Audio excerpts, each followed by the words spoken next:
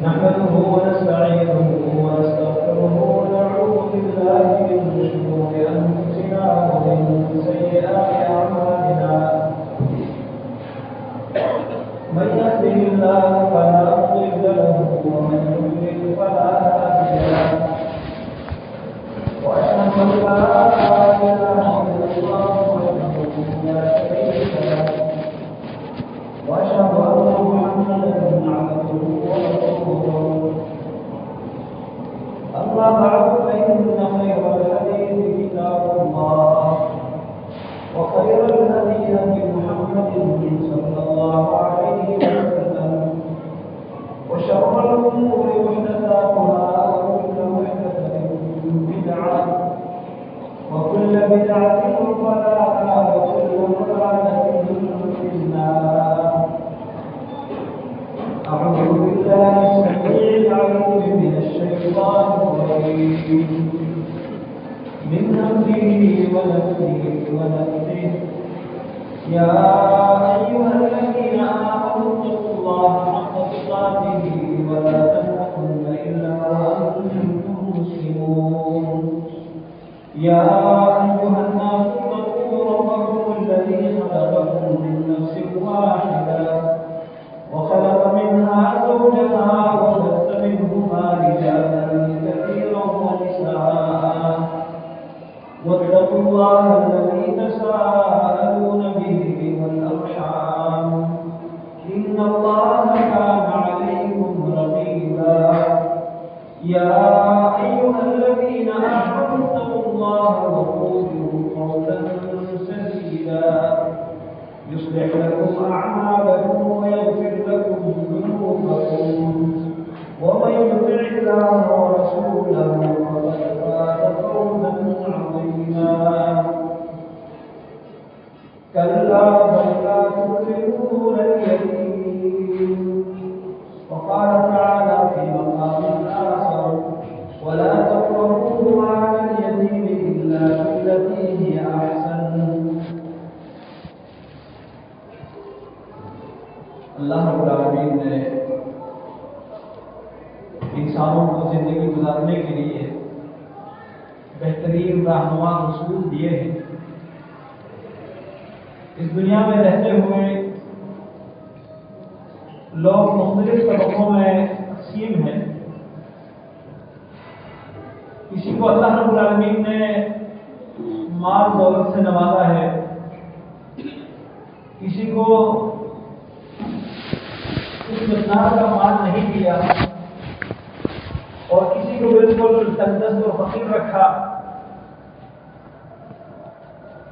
پھر اس دنیا میں لوگ ایک دوسرے کے محتاج ہوتے ہیں.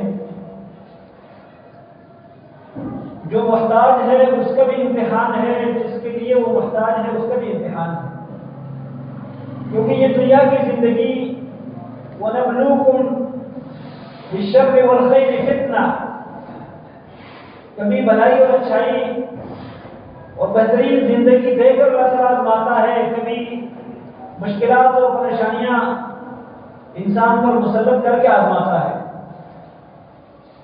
یہ آزمائش کی زندگی ہے. اس دنیا میں ملنا بھی آزمائش اور محروم ہونا بھی آزمائش. اس دنیا کے تمام مال و متاع جس کو مل جائے وہ بھی آزمائش میں پڑا ہے, اولاد مل جائے تو وہ بھی آزمائش میں ہے, اور جس سے واپس لے لیا جائے یا اس کو محروم رکھا جائے یہ بھی آزمائش ہے. اور اللہ تعالیٰ یہ دیکھتا ہے لِنَبْلُوَكُمْ أَيُّكُمْ أَحْسَنُ عَمَلًا کہ تم میں کون سب سے زیادہ اچھا عمل کرنے والا ہے. یہ آزمائش کی زندگی گزر رہی ہے. اللہ رب العالمین نے اس زندگی میں ہم پر کچھ حقوق رکھے ہیں اور کچھ اعمال ایسے بتائے ہیں جو بظاہر تو ہے معمولی کم، لیکن جنت میں پہنچانے کے لیے بہترین ذرائع ہیں. اور اللہ رب العالمین نے ایسے لوگوں کے لیے جو ان اعمال کو اپناتے ہیں جنت میں بہت اونچا مقام تیار کر رکھا ہے. ان اعمال میں سے ایک عمل یتیم کی کفالت ہے. اللہ رب العالمین اگر کسی کو اٹھا لیتا ہے اور اس کے چھوٹے بچے رہ جاتے ہیں جب تک وہ نابالغ ہوں، چاہے وہ لڑکے ہیں یا لڑکیاں ہیں، یتیم کہلاتے ہیں. ان یتیموں کے اللہ تعالیٰ نے معاشرے کے لوگوں پر حقوق رکھے ہیں اور ان کے بارے میں بڑی تاکید فرمائی ہے. اور جو ایسے یتیموں کے ساتھ بھلائی اور اچھائی کرتا ہے اس کے لیے اللہ تعالیٰ نے بڑی فضیلت اور بڑے درجات تیار کر رکھے ہیں. لیکن ہمارے معاشرے میں اگر دیکھا جائے اور ہر دور میں جو طاقتور ہوتا ہے وہ کمزوروں کو دبائے رکھتا ہے اور اس کے حقوق کو غصب کر کے چھین لیتا ہے. اللہ تبارک و تعالیٰ نے یتیم کی کمزوری کو دیکھ کر اس کے بارے میں بڑی تاکید بیان فرمائی ہے. یہاں تک اللہ نے فرمایا وَلَا تَقْرَبُوا مَالَ الْيَتِيمِ إِلَّا بِالَّتِي هِيَ أَحْسَنُ. اگر کوئی یتیم ہے، وہ کمزور ہے، وہ اپنا حق مانگ نہیں سکتا، چھین نہیں سکتا، لے نہیں سکتا، کمزور ہے، اور تمہیں یہ موقع ملتا ہے اس کے مال لینے کا، اس کے حق غصب کرنے کا، تو یاد رکھنا کہ اگر تو طاقتور ہے اس سے اوپر بھی ایک طاقتور ذات ہوگی. اگر وہ کمزور ہے جس کا تو حق مانگتا ہے تو جس نے اس کا حق تیرے پر فرض کیا ہے وہ بھی طاقتور ہے، اس کے سامنے تو کمزور ہے. اس لیے اللہ نے فرمایا وَلَا تَقْرَبُوا مَالَ الْيَتِيمِ. یتیم کا مال کھانا تو دور کی بات ہے، اس کے قریب میں نہ پڑھو. وَلَا تَقْرَبُوا، قریب میں نہ جاؤ یتیم کے مال کے. إِلَّا بِالَّتِي هِيَ أَحْسَنُ، مگر اس طریقے سے جو سب سے زیادہ خوبصورت ہے. اور سب سے زیادہ خوبصورت ہونے کا مطلب کیا ہے کہ حفاظت کے لیے، اس کے بڑے ہونے تک اس کو محفوظ رکھنے کے لیے لوگوں کی اس مال میں نظریں ہوگی، ان کی بری نظروں سے اس کا مال بچانے کے لیے، ان کے غصب کرنے سے یتیم کے مال کو بچانے کے لیے اس کے قریب آپ جا سکتے ہیں، لیکن دوسری صورت میں اس کے قریب بھی نہیں پڑتا. حتی یبلغ اشدہ، یہاں تک کہ وہ اپنی پختگی کو، جوانی کو پہنچے. پھر اللہ رب العالمین نے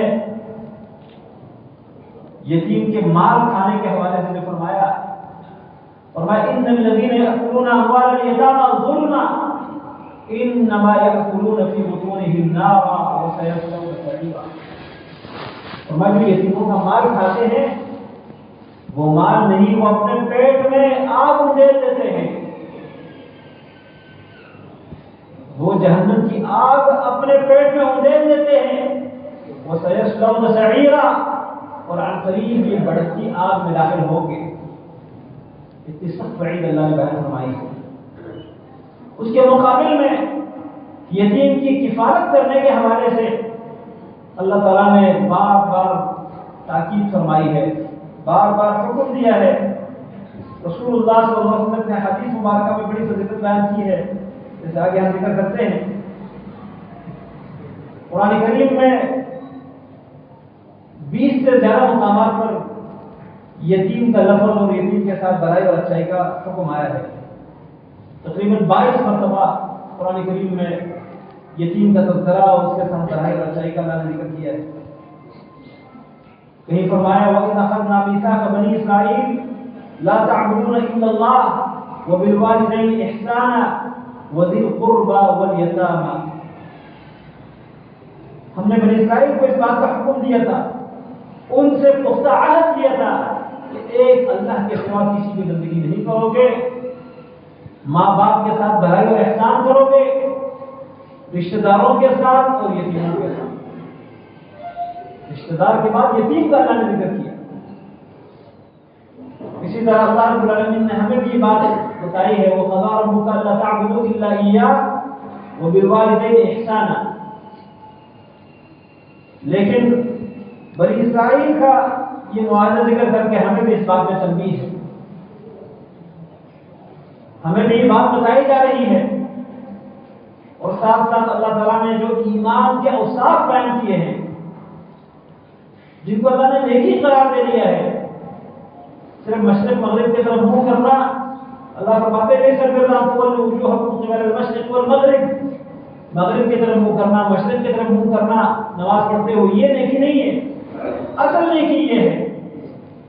فرمایا وَلَكِنَّ الْبِرَّ مَنْ آمَنَ بِاللَّهِ وَالْيَوْمِ الْآخِرِ، جو اللہ پر، آخرت کے دن پر، والملائکۃ والکتاب، کتابوں پر، ملائکہ پر، والنبیین، انبیاء پر ایمان لائے، اور ایمان لانے کے بعد فرمایا وَآتَى الْمَالَ عَلَى حُبِّهِ، مال کو محبت کے باوجود وہ خرچ کرتے دے دے، ذوی القربى والیتامى، رشتہ داروں اور یتیموں کو، اپنا مال رشتہ داروں کو اور یتیموں کو دے دے، اصل نیکی یہ ہے۔ رسول اللہ صلی اللہ علیہ وسلم نے ایک حدیث میں دنیا کے حوالے سے فرمایا، اس میں بخاری کی حدیث ہے کہ یہ دنیا بڑی میٹھی ہے اور بڑی لذیذ ہے، ان دنیا حلوۃ خضرۃ، یہ میٹھی ہے، ہری بھری ہے، لیکن جو اس کو لے کے صرف اپنے ہی حق سمجھتا ہے اور کھاتا رہتا ہے، اور میں اس کی مثال اس جانور کی ہے کہ جو کھاتا رہتا ہے کسی ہریانی میں جا کر، کھاتا رہتا ہے کھاتا رہتا ہے کھاتا رہتا ہے یہاں تک کہ اس کا پیٹ پھول جاتا ہے، اور پھر پیٹ پھولنے کی وجہ سے اس کو ایسی بیماری لاحق ہو جاتی ہے کہ یا تو اس کو مار دیتی ہے یا اس کو موت کے قریب کر دیتی ہے۔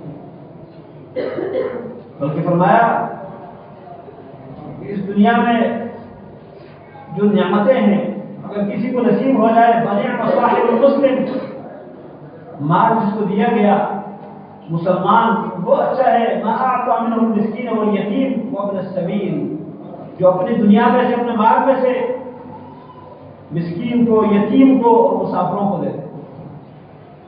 تو یتیم کے ساتھ بھلائی کا حکم کئی احادیث میں ہے، کئی آیات میں ہے، اور یتیم کے ساتھ ظلم کرنے کو، اس کے مال کھانے کو اللہ کے نبی صلی اللہ علیہ وسلم نے 7 ہلاک کر دینے والے گناہوں میں شمار کیا ہے۔ جو کبائر کے بارے میں، کبیرہ گناہوں کے بارے میں کتابیں لکھی ہوئی ہے، علامہ ذہبی رحمہ اللہ نے کتاب لکھی الکبائر، ابن قدامہ مقدسی رحمہ اللہ نے لکھی ہے، حافظ ذہبی رحمہ اللہ نے لکھی ہے، اور بھی مختلف علماء نے کتابیں لکھی ہے الکبائر کے نام سے، کبیرہ گناہوں سے ان میں سے اکل مال الیتیم، یتیم کا مال کھانا، یہ بھی کبائر میں سے ہے، کبیرہ گناہوں میں سے۔ اور جس حدیث میں نبی صلی اللہ علیہ وسلم نے فرمایا اجتنبوا السبع الموبقات، 7 ہلاک کر دینے والے گناہوں سے بچو، ان میں سے فرمایا وہ اکل مال الیتیم، یتیم کا مال کھانا بھی ہلاک کرنے والے گناہوں میں سے۔ آج ہمارے معاشرے میں اگر بھائی فوت ہو جاتا ہے، اس کے بچے چھوٹے ہیں، تو بھائی آ کے اس کے مال پر غاصب بن جاتا ہے، سام بیٹھ کے اس مال کو دبا دیتا ہے، اپنے یتیم بھتیجوں کو ان کا حق نہیں دیتا، کوشش یہ کرتا ہے کہ یہ بڑے ہونے سے پہلے میں ان کے مال کا کچھ انتظام ایسا کروں کہ ان کو پتہ ہی نہ چلے۔ اللہ رب العالمین نے فرمایا وَلَا تَأْكُلُوهَا إِسْرَافًا وَبِدَارًا أَن يَكْبَرُوا، ان یتیموں کا مال اسراف کے ساتھ، جلد بازی کے ساتھ نہ کھاؤ، اس ڈر سے کہ یہ کہیں بڑے ہو جائیں گے۔ یتیم کے حوالے سے قرآن و سنت میں بڑی تاکید آئی ہے۔ جو آدمی دنیا سے چلا گیا اور چھوٹے بچوں کو چھوڑ گیا، اب یہ بچے جس کے ہیں اس کے جاتے جاتے دل میں کیا تمنائیں تھی، کیا حسرتیں تھی، ان بچوں کے حوالے سے اس نے کیا کرنا تھا، ہم ذرا اپنے اوپر لے لیں۔ یہ موت جب آتی ہے یہ نہیں دیکھتی کہ اس کے چھوٹے بچے رہ جائیں گے، اس کا مال رہ جائے گا، اس کے بھی کام پورے نہیں ہوئے وہ رہ جائیں گے، یہ بڑی اچانک آتی ہے۔ تو ہم اپنے اوپر بھی لے لیں کہ آج وہ چلا گیا یتیم بچوں کو چھوڑ کے، اگر میں چلا جاؤں میرے بچے یتیم ہو جائے اور ان کے ساتھ بھی ایسا سلوک کرے جو آج میں دوسرے کے یتیم بچوں کے ساتھ کر رہا ہوں۔ اللہ نے قرآن کریم میں یہ بات سمجھائی ہے، وَلْيَخْشَ الَّذِينَ لَوْ تَرَكُوا مِنْ خَلْفِهِمْ ذُرِّيَّةً ضِعَافًا خَافُوا عَلَيْهِمْ فَلْيَتَّقُوا اللَّهَ وَلْيَقُولُوا قَوْلًا سَدِيدًا۔ اللہ تعالیٰ فرماتے ہیں وَلْيَقُولُوا قَوْلًا مَعْرُوفًا، سیدھی بات کہیں۔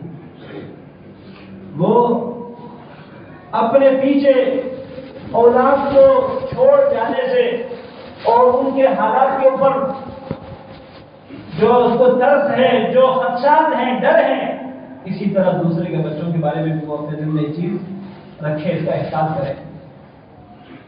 یتیم اس کو کہا جاتا ہے جس کا والد فوت ہو جائے اور وہ بالغ نہ ہو، بلوغ تک وہ یتیم ہے۔ رسول اللہ صلی اللہ علیہ وسلم فرماتے ہیں لا یتم بعد الاحتلام، لا یتم بعد الحلم، بعد روایت میں ہے کہ بالغ ہونے کے بعد یتیم ہونے کی صفت جو ہے وہ ختم ہو جاتی ہے۔ جب تک وہ بالغ نہ ہو یتیم ہے، بالغ ہو گیا اس کو یتیم نہیں کہا جاتا، لہذا بلوغ تک اس کا حق بنتا ہے۔ اور اللہ کے نبی صلی اللہ علیہ وسلم نے ایک حدیث میں اپنی یہ دو انگلیاں، شہادت والی انگلی اور اس کے برابر درمیانی انگلی، دونوں انگلیوں کو ایسا اٹھایا اور تھوڑا سا فاصلہ بیچ کر رکھا، فرمایا انا وکافل الیتیم فی الجنۃ ھکذا، میں محمد صلی اللہ علیہ وسلم اور یتیم کی کفالت کرنے والا، یتیم کی دیکھ بھال کرنے والا، یتیم کی اچھی پرورش کرنے والا، ہم دونوں جنت میں ایک ساتھ رہیں گے، ایسے جس طرح یہ دو انگلیاں ایک ساتھ۔ کتنا بڑا اعزاز ہے جس کو جنت مل جائے اور جنت میں محمد کریم صلی اللہ علیہ وسلم کا ساتھ نصیب ہو جائے، کتنا خوش نصیب انسان ہے۔ اللہ تعالیٰ ہمیں ان میں سے کرتا ہے۔ اللہ کے نبی صلی اللہ علیہ وسلم نے خوشخبری کس کو دی ہے؟ جو یتیم کی کفالت کرتا ہے، یا یتیم کی کفالت کرنے والی ماں، وہ بھی اس میں داخل ہے۔ یتیم اپنا ہو یا کسی اور کا ہو، خاتون بیوہ ہو جاتی ہے، وہ اپنی زندگی کما لیتی ہے اپنے یتیم بچے کو پالنے میں، اس کے لیے بہت بڑی خوشخبری ہے۔ اگر وہ اپنے یتیم بچے کی کفالت کرے، اچھی تربیت کرے، یقیناً نبی صلی اللہ علیہ وسلم کا ساتھ قیامت کے دن جنت میں اس کو نصیب ہوگا، اگر وہ ایمان والی ہے۔ اور ایسی خواتین دنیا میں گزری ہیں جنہوں نے اپنے بچوں کو اس ناز پہ تیار کیا کہ جیسے پوری امت کی تیاری ہوتی ہے، امت کو بہت بڑا تحفہ دیا ایسے خواتین نے، بہت بڑی مثالیں موجود ہیں۔ ام سلیم رضی اللہ عنہا نبی علیہ السلام کی ایک صحابیہ ہے، بیوہ ہو گئی، مالک بن نضر کا شوہر تھا، فوت ہو گیا، بیٹا انس بن مالک رہ گیا۔ انس بن مالک کی ایسی پرورش کی، رسول اللہ صلی اللہ علیہ وسلم کی خدمت کے لیے تیار کیا۔ پھر ایک اور صحابی ابو طلحہ جو اس وقت مسلمان نہیں تھا، اس نے ام سلیم کو نکاح کا پیغام بھیجا۔ ام سلیم نے کہا کہ میں آپ سے شادی کرنے کے لیے ایک شرط پر تیار ہوں، اور وہ شرط آپ پوری کر لے تو مجھے آپ سے اور مہر بھی نہیں چاہیے۔ ابو طلحہ نے کہا وہ کیا شرط ہے؟ کہا شرط یہ ہے کہ میں مسلم ہوں، تم مشرک ہو، اور مسلمان مشرک کا آپس میں نکاح نہیں ہو سکتا۔ آپ اسلام قبول کرو، مسلمان ہو جاؤ، میں آپ سے نکاح کرنے کو تیار ہوں، اور میں آپ کو یہ بھی کہہ دیتی ہوں کہ آپ کا مسلمان ہونا ہی میرے لیے مہر ہے۔ مسلم نے اس شرط پر اس کے ساتھ نکاح کیا، وہ بتا مسلمان ہو گیا ابو طلحہ رضی اللہ عنہ۔ اور مسلمان کیسے؟ اللہ اکبر، احد کے میدان میں نبی صلی اللہ علیہ وسلم کی طرف آنے والے تیر اپنے ہاتھ سے روک رہے ہیں اور اپنا سینہ نبی علیہ السلام کے لیے ڈھال بنایا ہوا ہے، ایسے فدائی جانثار بن گئے نبی صلی اللہ علیہ وسلم کے۔ اس ابو طلحہ نے ام سلیم کے یتیم بیٹے انس بن مالک کی بڑی اچھی پرورش کی، اور پرورش کرنے کے بعد نبی صلی اللہ علیہ وسلم کے پاس لے گئے، فرمایا اللہ کے نبی صلی اللہ علیہ وسلم، یہ ہمارا بچہ بڑا ذہین اور ہوشیار ہے، یہ آپ کی خدمت کرے گا، آپ کے ساتھ رہے گا۔ ایک تو مقصد یہ تھا کہ سیکھ لے، اللہ کے نبی صلی اللہ علیہ وسلم کی صحبت میں رہنے سے بہت بڑا علم آ جائے گا، اور پھر نبی صلی اللہ علیہ وسلم کی خدمت کرنے کی جو سعادت ہے، اللہ اکبر، یہ اگر کسی کو نصیب ہو جائے۔ آج ہماری محبت تو ہے، دعویٰ ہے محبت کا، اور اس دعوے کے مطابق بھی اگر اللہ کے نبی صلی اللہ علیہ وسلم کے فرض آج ہوتے دنیا میں، اور ہمیں آپ صلی اللہ علیہ وسلم کی ضیافت، آپ کی خدمت کا کوئی موقع مل سکتا تھا، تو ہم اپنے گھر بار سب کچھ چھوڑ کے چلے جاتے ہیں خدمت کے لیے۔ انس بن مالک کو اللہ نے شہادت کی، اور یہ پرورش کرنے والے جو سوتیلا باپ ہے اور اپنی ماں ام سلیم ہے، ان کی محنت ہے، جنہوں نے نبی صلی اللہ علیہ وسلم کی خدمت کے لیے وقف کر دیا اور کہا کہ یہ آپ کی خدمت کریں گے تاکہ دین بھی سیکھ لے اور آپ کی خدمت کا شرف بھی حاصل کرے۔ امام الشافعی رحمہ اللہ 2 سال کے ہیں، 2 سال ان کی عمر ہے، والد صاحب فوت ہو گئے، ادریس رحمہ اللہ۔ والدہ نے اس طرح اچھی پرورش کی کہ ان کو آس پاس کے جو علماء تھے ان سے دین سکھایا، پڑھایا، اور غریب بھی تھے، یہ خاتون بڑی محنت کر کے اپنے بچے کو سہارا دے رہی تھی، اس کو علم کے لیے جگہ جگہ بھیج رہی تھی، یہاں تک کہ جو تعلیمی اخراجات تھے ان کی بھی وہ صلاحیت نہیں رکھتی تھی برداشت کرنے کی، لیکن پھر بھی اس تنگی کے باوجود اپنے بچے کو دین پڑھایا، اور ایسا دین پڑھایا کہ وہ امام شافعی کے نام سے جانے جاتے ہیں، بہت بڑے امام حدیث کے وہ مشہور ہوئے، اور باقی دنیا تک ان کا نام زندہ ہے۔ امام احمد بن حنبل رحمہ اللہ کا بھی یہی معاملہ ہے، وہ بھی یتیم تھے لیکن ماں نے بڑی اچھی پرورش کی اور ان کو دین پڑھایا۔ مسند احمد کے نام سے بہت بڑی ضخیم کتاب احادیث کی انہوں نے لکھی ہے، اور بھی کئی کتابیں ہیں، بہت بڑے امام کے نام سے، امام اہل سنت کے نام سے جانے جاتے ہیں۔ امام بخاری رحمہ اللہ یہ بھی بچپنے میں یتیم ہو گئے، لیکن ان کے والد مالدار تھے، ان کے والد محمد، وہ اللہ نے ان کو مال، اسماعیل نام تھا، مال سے اللہ نے نوازا تھا، تاجر تھے کپڑے کے اور عالم بھی تھے، اور اپنی بیوی سے کہنے لگے فوت ہوتے وقت کہ یہ جو میری کمائی ہے، میرا جو مال ہے، یاد رکھیے اس میں 1 درہم بھی ایسا نہیں جو مشکوک ہو، مشکوک یعنی حرام ہونا تو دور کی بات ہے، 1 درہم شک والا بھی نہیں ہے جس کے اوپر حلال حرام کا کوئی شبہ ہو، ساری حلال کی کمائی ہے، اور اس کمائی سے میں نے اس بچے کی اپنے پرورش کرنی ہے، اس کو دین پڑھانا ہے۔ اس ماں نے پھر وہی کام کیا، اپنے بچے کو دین کے لیے وقف کیا، وہ مال اس پر خرچ کرتی رہی، اللہ تعالیٰ نے ان کو ایک بہت بڑا مقام دیا، امیر المؤمنین فی الحدیث کے لقب سے نوازے گئے۔ وہ کتاب لکھی جو دنیا میں اصح الکتب بعد کتاب اللہ کا لقب پا گئی، کہ تمام کتابوں میں اللہ کی کتاب کے بعد سب سے زیادہ صحیح کتاب، امت اس کے صحیح ہونے پر متفق ہے، ایسی کتاب لکھنے کا اللہ نے موقع دیا۔ اثر کس چیز کا ہے؟ باپ کی حلال کمائی اور ماں کی اچھی تربیت۔ ایسی بڑی مثالیں موجود ہیں۔ وہ ماں جو اپنے بچے کی اچھی پرورش کرے، اس ماں کو بھی یہ اعزاز ملے گا، اور اس اعزاز کے ساتھ ساتھ جو اس نے پرورش کی ہے اس کے بیٹے کو اللہ نے جو مقام دیا ہے علمی لحاظ سے، دینی لحاظ سے، جو اس نے دین کی خدمت کی ہے، وہ ساری خدمت اس ماں کے کھاتے میں بھی جائے گی. اس کے اجر سے اس ماں کو بھی بہت بڑا حصہ ملے گا. اور اس کے علاوہ ایسے بھی لوگ گزرے ہیں جنہوں نے کسی بیوہ کے ساتھ اس مقصد کے لیے شادی کی ہے کہ یہ بیوہ ہے، اس کے بچے بہت ہیں، اس کے پاس اتنے وسائل نہیں کہ اپنے بچوں کی کفالت کرے. اور میں تو کہتا ہوں ہمارے معاشرے میں اس وقت طلاق یافتہ عورتیں، بیوہ عورتیں بہت ساری بیٹھی ہوئی ہیں. اور جو ہمارے معاشرے میں دوسری شادی کے شوق رکھنے والے ہیں، ان کی چاہت کیا ہے؟ اپنی خواہش پوری کرنا. اکثریت اچھے لوگ ہیں، میں یہ نہیں کہتا کہ دنیا خالی ہو گئی اچھے لوگوں سے، لیکن اکثریت کی خواہش یہ ہوتی ہے کہ قواری سے شادی کر لے اور بس. آپ کسی بیوہ سے شادی کر لیں، اس نیت سے کر لیں کہ اس کے یتیم بچے اپنے بنا کر ان کی پرورش کریں، ان کو دین پڑھائیں. شادی نہیں بھی کر سکتے، کم سے کم ان کے یتیم بچوں کی کفالت کی ذمہ داری اٹھائیں. اپنے بچوں کو تعلیم دلواتے ہیں، دین پڑھاتے ہیں، ان کے بچوں کو بھی آپ تعلیم دلوائیں، دین پڑھائیں. بساؤ کا تو یتیم بچے، وہ غریب بچے زیادہ کمال کے ہوتے ہیں. بہت بڑی، جیسے میں نے آپ کو بتایا، امام شافعی رحمہ اللہ کی مثال، امام احمد بن حنبل کی مثال، امام بخاری کی مثال رحمہ اللہ اجمعین، جو دنیا کے لیے نمونہ بن جاتے ہیں.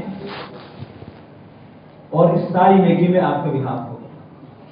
اگر آپ یہ کام کریں گے، کسی کے یتیم بچوں کو لے کے ان کے اخراجات کی ذمہ داری، ان کے پرورش اور تربیت کی ذمہ داری اٹھاتے ہیں، بسا اوقات انسان خود اولاد سے محروم ہوتا ہے. ہمارے ہاں جس کی اولاد نہ ہو بانج کہا جاتا ہے اس کو. بڑے پریشان ہوتے جی کاروبار کون سنبھالے گا؟ کاروبار سنبھالنے والے اللہ تعالیٰ پیدا کر دیتا ہے. آپ چلے جائیں تو آپ کے ہاتھ سے نکل گیا، کوئی بھی سنبھالے، آپ کی کوئی سرگردی نہیں. یہ سرگردی آپ کی نہیں ہے، لیکن آپ اپنے آپ کو سہارا دینے کے لیے اور اپنی نیکیاں جاری رکھنے کے لیے کوئی ایسا کام کر جائے. آپ دنیا سے چلے بھی جائیں، آپ کی اپنی اولاد نہ بھی ہو. امام ابن تیمیہ رحمہ اللہ کے بارے میں حافظ ابن کثیر رحمہ اللہ نے لکھا ہے کہ ان کی کوئی اپنی اولاد نہیں تھی. زندگی ساری جیلوں میں گزری، مشکلات پریشانیوں میں گزری، لیکن اپنی اولاد کو چھوڑ کے نہیں گئے، لیکن پوری امت کو چھوڑ کے گئے، جو امت ان کے لیے سب کا جاری ہے. ایسا کام کیا بڑے بڑے علماء 7ویں صدی کے، امام ابن کثیر، امام سخاوی، امام ابن اسیر، امام ابن قیم، جو دنیا میں بہت نامور علماء جانے جاتے ہیں، یہ امام ابن تیمیہ کے شاگرد ہیں، شیخ الاسلام ابن تیمیہ رحمہ اللہ. بسا اوقات انسان کی اپنی اولاد نہیں نہ بھی ہو، اس کو یہ کردار ادا کرنا چاہیے کہ میں اپنے بعد ایسے لوگوں کو چھوڑ جاؤں کہ میں قبر میں ہوں اور میری نیکیاں چلتی رہیں، میرے نام اعمال میں نیکیاں شامل ہوتی رہیں. اس کا یہ ایک طریقہ ہے. یتیم بچوں کی کفالت کریں. اگر اللہ نے آپ کو مسائل دیے ہیں، کر سکتے ہیں، تو اس بیوہ سے شادی کر لے، اس مقصد کے لیے کہ اس کے یتیم بچے آپ کے اپنے بن جائیں، آپ کے زیر سایہ آ جائیں، اور وہ باپ کا جو نہ ہونا ہے، باپ کی غیر موجودگی، اس کا احساس ان سے ختم ہو جائے، وہ یہ سمجھے کہ ہمارا ایک سہارا موجود ہے. رسول اللہ صلی اللہ علیہ وسلم نے تو ہمیں بڑی حکمت کی باتیں بتائی ہے. ایک آدمی آیا، اس نے کہا میرا دل بڑا سخت ہو گیا ہے، اور ہم سب کی یہی حالت ہے. دل کی سختی بہت خطرناک بیماری ہے، کبھی اللہ نے موقع دیا اس پر بات کریں گے انشاءاللہ. اس وقت ہم اکثر اس کے شکار ہیں. نماز پڑھتے ہیں، آنکھوں سے آنسو جاری نہیں ہوتے، قرآن پڑھتے ہیں، اللہ تعالیٰ کے کلام پڑھنے کا جو احساس ہونا چاہیے وہ نہیں ہوتا. دعا کرتے ہیں، توجہ کسی اور طرف ہوتی ہے. دل اتنے سخت ہو گئے، میت کو اٹھائے ہوئے ہنسی مذاق ہماری ختم نہیں ہوتی. قبروں پر سے گزر رہے ہوتے ہیں، میت کو دفنانے کے لیے لے جا رہے ہوتے ہیں، ہماری دنیا کی باتیں، دنیا کی سوچیں ختم نہیں ہوتی. دل اتنا سخت ہے. دل کی سختی کا علاج پوچھنے کے لیے ایک آدمی آیا. نبی علیہ السلام نے فرمایا امسح رأس الیتیم، یتیم کے سر پر ہاتھ پھیرو، یتیم کے سر پر ہاتھ پھیرو، اور اس کو اپنے واقعی من طعامک، اپنے کھانے میں سے اس کو کھانا کھلاؤ. اپنے کھانے میں سے کھانا کھلاؤ، آپ کا دل نرم ہو جائے گا۔ رسول اللہ صلی اللہ علیہ وسلم سے پہلے قرآن میں بھی اللہ نے یہ حکم دیا ہے، وَيُطْعِمُونَ الطَّعَامَ عَلَى حُبِّهِ مِسْكِينًا وَيَتِيمًا وَأَسِيرًا، یہ کھانا کھلاتے ہیں محبت کے ساتھ یتیم کو، مسکین کو، یتیم کو اور قیدی کو۔ عمر رضی اللہ عنہ کی تاریخ میں آتا ہے کہ وہ جب بھی کھانا کھاتے وہ ڈھونڈتے تھے کہ کوئی یتیم میرے پاس لایا جائے، اس کو میرے ساتھ بٹھایا جائے کھانے میں، اکیلے نہیں کھاتے تھے، اس یتیم کو اپنے ساتھ بٹھا کے کھانا کھاتے تھے۔ اور اللہ تعالیٰ نے قرآن کریم میں ایسے لوگوں کو جھنجھوڑا ہے، ڈانٹا ہے، فرمایا بل لا تکرمون الیتیم، کلا بل لا تکرمون الیتیم، تم یتیم کی عزت نہیں کرتے، یتیم کا اکرام نہیں کرتے، بلکہ جو لوگ آخرت کو جھٹلانے والے ہیں، قیامت پر ایمان نہیں رکھتے، یتیم کو دھکیلنے والا، اس کا ذکر ان کے ساتھ کیا ہے۔ اللہ تعالیٰ فرماتے ہیں ارائیت الذی یکذب بالدین، کیا آپ نے کبھی غور کیا اس شخص پر جو قیامت کو جھٹلاتا ہے، بدلے والے دن کو جھٹلاتا ہے؟ فذلک الذی یدع الیتیم، یہ وہ شخص ہے یتیموں کو دھکے دیتا ہے، یتیم کو دھکے دیتا ہے، دھکیلتا ہے اپنے گھر سے، اپنے پاس سے۔ اسی طرح اللہ تعالیٰ نے اپنے نبی امام الانبیاء محمد رسول اللہ صلی اللہ علیہ وسلم کو بھی تنبیہ کر دی ہے۔ سورۃ الضحیٰ میں اللہ نے فرمایا وَأَمَّا الْيَتِيمَ فَلَا تَقْهَرْ، اما الیتیم، جو یتیم ہے، فلا تقہر، اس کو نہ ڈانٹنا۔ یہ اللہ تعالیٰ کی طرف سے تنبیہ ہے اپنے نبی کو، اور امت کے لیے اس میں خبرداری ہے، تنبیہ ہے۔ تو میرے محترم بھائیوں، یتیم کی کفالت، یتیم کی اچھی تربیت، کیونکہ وہ باپ کی شفقت سے محروم ہے، اگر اس کو چھوڑ دیا جائے معاشرے میں بد کردار انسان بن جائے گا، اور جو لوگ باقی ہیں دنیا میں ان کے لیے در پہ سر بن جائے گا۔ اور ایسا ہوتا ہے اکثر، بسا اوقات چچا نے ظلم کیا ہوتا ہے، زمین اور جائیداد پر قبضہ کیا ہوا ہوتا ہے، وہی یتیم بچہ بڑا ہو کے بدماش بن جاتا ہے، چاچا کی بھی جان لے لیتا ہے، چچا کے اولاد کے لیے بھی درد سر بن جاتا ہے۔ ایسے یتیموں کو معاشرے کے اچھے افراد بنانے کے لیے ضرورت اس بات کی ہے کہ ہم ان کو بے سہارا نہ چھوڑیں، ان کو بے آسرا نہ چھوڑیں، ہم ان کی اچھی پرورش کریں۔ یہ ان کے لیے بھی فائدہ مند ہے، اور ان سے پہلے ہمارے لیے فائدہ مند ہے۔ یہ رب کی رضا ہے، یہ اللہ کے نبی صلی اللہ علیہ وسلم کے ساتھ جنت میں ایک جگہ پر رہنے کا ذریعہ اور وسیلہ ہے۔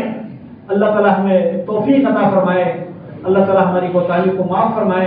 اللہ رب العالمین جو یتیم بچے ہیں، اللہ تعالیٰ ان کے لیے سہارا بننے کے ہمیں توفیق عطا فرمائے۔ اقول قولی ھذا واستغفر اللہ لي ولكم۔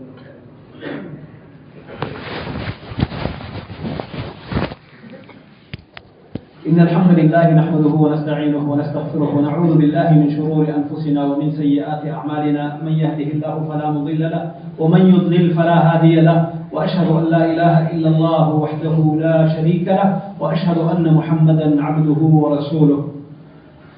پچھلے خطبہ جمعہ میں ایک بات بیان ہوئی تھی جس کے بارے میں ایک بھائی کا سوال تھا۔ بات یہ تھی کہ اگر کوئی آدمی فوت ہو جائے اور اس کا والد اس کے بعد فوت ہو جائے، بیٹا پہلے فوت ہوا، والد بعد میں فوت ہوا، تو اس والد کی وراثت میں اس فوت ہونے والے جو اس کا بیٹا ہے اس کا حق نہیں ہے۔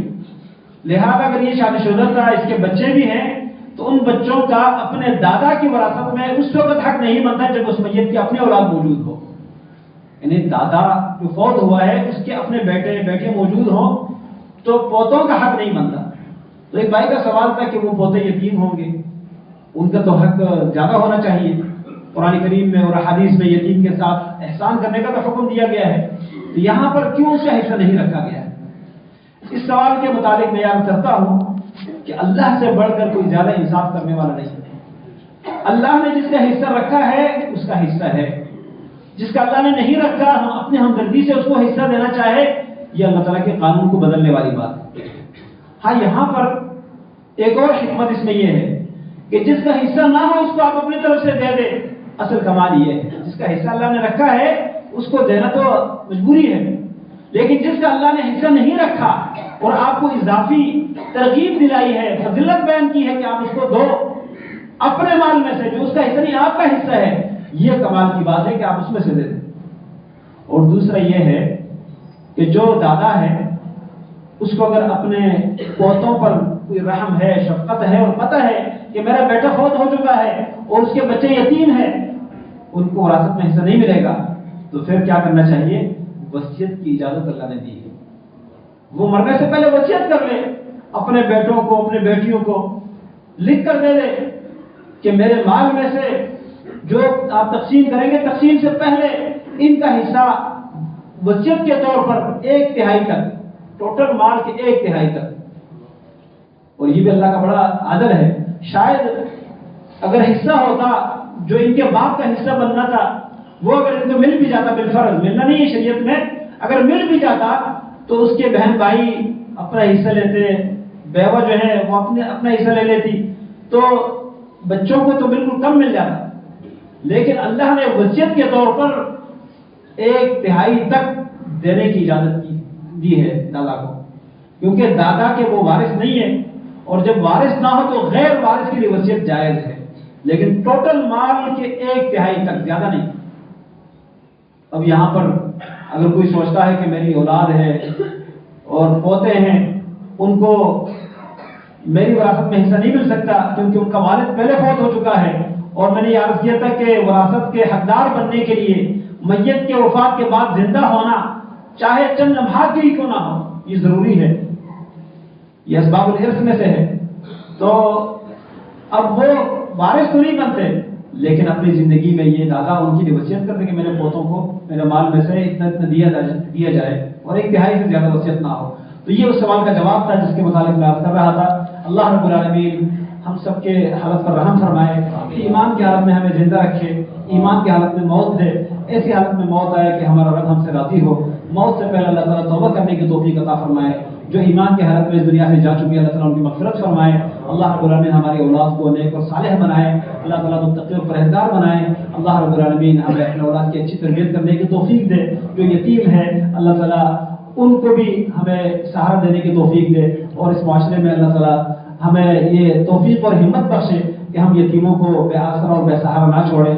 ربنا ظلمنا انفسنا وان لم تغفر لنا وترحمنا لنكونن من الخاسرين. ربنا آتنا في الدنيا حسنة وفي الآخرة حسنة وقنا عذاب النار. وصلى الله على نبينا محمد وعلى آله وأصحابه أجمعين برحمته.